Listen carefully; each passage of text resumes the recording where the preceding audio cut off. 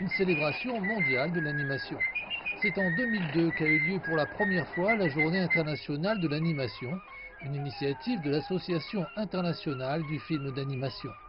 L'objectif était de commémorer le jour où le théâtre optique d'Émile Renault a offert sa première représentation publique à Paris en 1892. Elle est maintenant l'occasion de célébrer l'art de l'animation à travers le monde, y compris en Chine. Au cours des dernières décennies, l'animation chinoise s'est améliorée à pas de géant. En Chine, les premiers dessins animés ont été réalisés dans le premier quart du XXe siècle par les frères Wan sous les auspices de la Great Wall Film Company.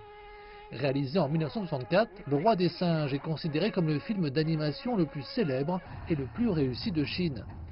Il met en scène le Roi des Singes, l'un des personnages principaux du roman chinois du XVIe siècle, La Pérégrination vers l'Ouest.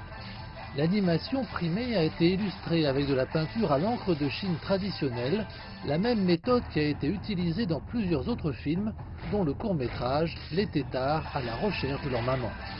Le personnage principal du Roi des Singes est revenu en 2015 avec Monkey King Hero is Back.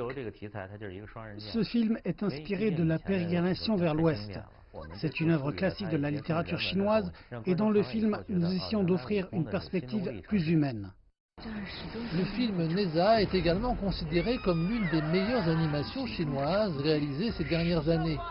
Ce film fantastique épique, sorti en 2019, présente un personnage mythologique chinois populaire. Il a récolté 725 millions de dollars au box-office chinois, devenant ainsi le long métrage d'animation chinois le plus rentable de tous les temps. Désormais, certaines animations sont distribuées via des plateformes de streaming en ligne, les rendant accessibles à un public plus large.